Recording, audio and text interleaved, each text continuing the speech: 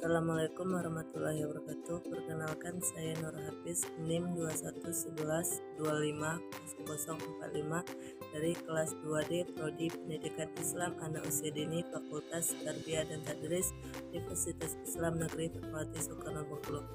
Baiklah, di sini saya akan menjelaskan sedikit tentang pembelajar dengan berkebutuhan khusus dari mata kuliah Psikologi Pendidikan dengan dosen pengampu Bunda Deni Febriani SAG MPD.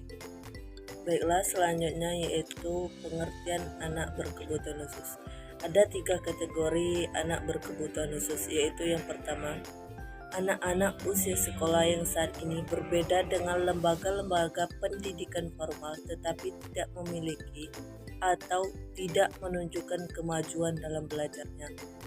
Yang kedua, anak-anak yang secara nyata signifikan mengalami kecacatan baik dari fisik, sosial, emosi, dan mental. Yang ketiga, anak-anak usia sekolah yang tidak terjangkau oleh layanan pendidikan formal sama sekali, sehingga anak-anak ini menjadi anak yang tak terlupakan. Selanjutnya klasifikasi anak berkebutuhan khusus. Yang pertama yaitu berdasarkan aspek kecerdasan. Yang pertama adalah kelompok anak berkebutuhan khusus berinteligensi di atas rata-rata, yaitu seorang anak yang memiliki kecerdasan intelektual atau IQ di atas 110.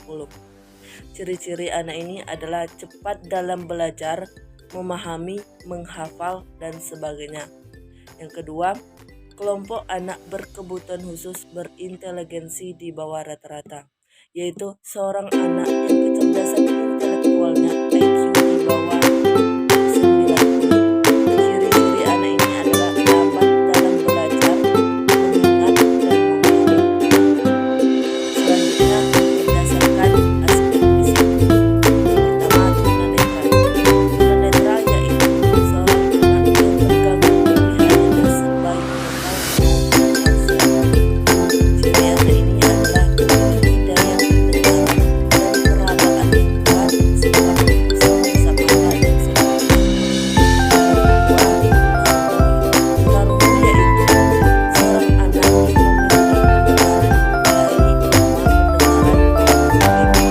pendengaran ciri anak ini adalah jalannya sempoyongan, terlihat seperti orang bodoh, sering curiga terhadap orang sekitar, dan sebagainya. Ketiga, tunagrahita. Tunagrahita yaitu seorang anak yang mengalami hambatan perkembangan mental dengan karakteristik idiot dan imbesil. Yang keempat, tunadaksa. Tunadaksa yaitu seorang anak yang memiliki kelainan anggota tubuh karena luka, penyakit, ataupun pertumbuhan yang salah.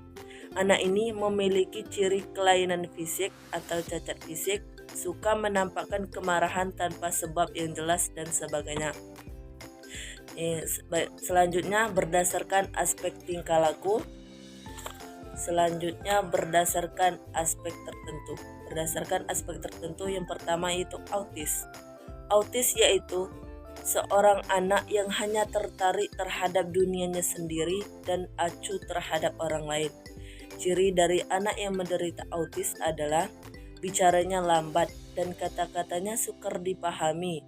Ia suka menyendiri dan sedikit kontak mata, sensitif terhadap sentuhan seperti dipeluk dan sebagainya. Yang kedua, hiperaktif. Hiperaktif yaitu seorang anak yang memiliki kelainan berupa aktivitas suatu gerak jasmani yang berlebihan.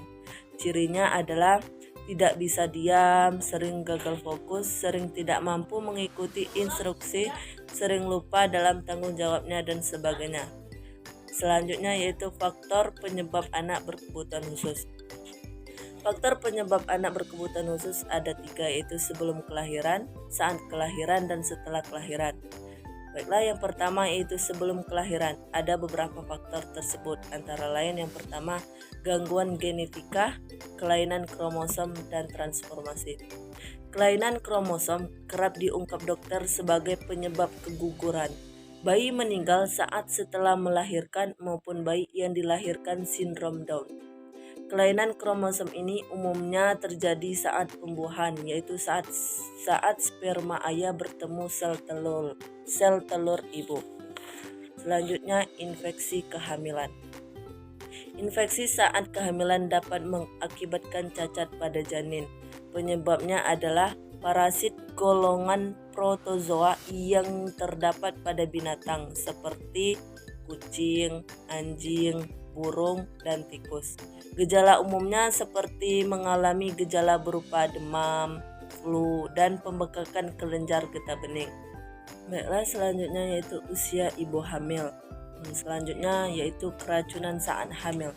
Keracunan kehamilan sering disebut dengan preeklamsia atau toksemia adalah suatu gangguan yang muncul pada saat kehamilan, umumnya terjadi pada usia kehamilan di atas 20 minggu. Gejala-gejala yang umum adalah tingginya tekanan darah, pembekakan yang tak kunjung sembuh, dan tingginya jumlah protein di urin. Yang selanjutnya yaitu pengguguran. Selanjutnya lahir prematur. Dan baiklah, selanjutnya yaitu selama proses kelahiran. Ada beberapa faktor yang menyebabkan anak berkebutuhan khusus. Yang pertama yaitu proses kelahiran lama, anoksia prematur, kekurangan oksigen. Proses melahirkan yang lama dapat mengakibatkan bayi kekurangan oksigen. Selanjutnya, kelahiran dengan alat bantu vakum. Vakum adalah suatu persalinan buatan dengan cara menghisap bayi agar keluar lebih cepat. Selanjutnya, kehamilan terlalu lama lebih dari 40 minggu. Nah, selanjutnya yaitu setelah kelahiran. Ada beberapa faktor yang menyebabkan anak berkebutuhan khusus. Yang pertama, penyakit infeksi bakteri TBC. Virus penyakit TBC adalah suatu penyakit infeksi yang disebabkan oleh bakteri Mycobacterium tuberculosa yang menyerang paru-paru. Setelah proses kelahiran, bayi dikhawatirkan terserang bakteri atau virus yang dapat menyebabkan bakteri tertentu dan menyebabkan kelainan pada anak secara fisik maupun mental. Selanjutnya, kekurangan zat makanan, gizi, dan nutrisi. Gizi merupakan unsur yang sangat penting di dalam tubuh. Dapat dibayangkan jika bayi mengalami kekurangan gizi, kelainan apa saja yang dapat dialaminya di masa kehidupannya mendatang. Selanjutnya yaitu kecelakaan. Yang keempat, keracunan. Bahaya keracunan yang sering terjadi pada anak adalah menelan obat berlebihan karena orang tua menaruh obat sembarangan. Selanjutnya yaitu model layanan pendidikan anak berkebutuhan khusus. Yang pertama, bentuk layanan pendidikan segregasi. Sistem layanan pendidikan segregasi adalah sistem pendidikan yang terpisah dari sistem pendidikan anak normal. Ada 4 bentuk layanan pendidikan dengan sistem segregasi, yaitu yang pertama, sekolah luar biasa. Bentuk sekolah luar biasa merupakan bentuk sekolah yang paling tua. Bentuk SLB merupakan bentuk unit pendidikan. Yang selanjutnya, sekolah luar biasa berasrama. Sekolah luar biasa berasrama merupakan bentuk sekolah luar biasa yang dilengkapi dengan fasilitas asrama. Yang ketiga, kelas jauh atau kelas kunjung. Kelas jauh atau kelas kunjung adalah lembaga yang disediakan untuk memberikan layanan pendidikan bagi anak berkebutuhan khusus yang tinggal jauh dari SLB atau SDLB. Yang keempat, sekolah dasar luar biasa. Selanjutnya yaitu bentuk layanan pendidikan terpadu atau inteligensi. Bentuk layanan pendidikan terpadu atau inteligensi adalah sistem pendidikan yang memberikan kesempatan kepada anak berkebutuhan khusus untuk belajar bersama-sama dengan anak normal belajar dalam satu atap. Ada 3 bentuk layanan pendidikan terpadu atau integrasi. Yang pertama itu bentuk kelas biasa. Yang kedua, kelas biasa dengan ruangan bimbingan khusus. Yang ketiga, bentuk kelas khusus. Baiklah, selanjutnya yaitu kesimpulan. Pada dasarnya, anak berkebutuhan khusus pada awalnya lebih dikenal dengan istilah cacat, anak berkelainan, atau anak luar biasa. Anak luar biasa didefinisikan sebagai anak yang menyimpang dari kriteria normal secara signifikan baik dari aspek fisik, psikis, emosional, dan sosial. Sehingga untuk mengembangkan potensinya diperlukan adanya layanan pendidikan khusus.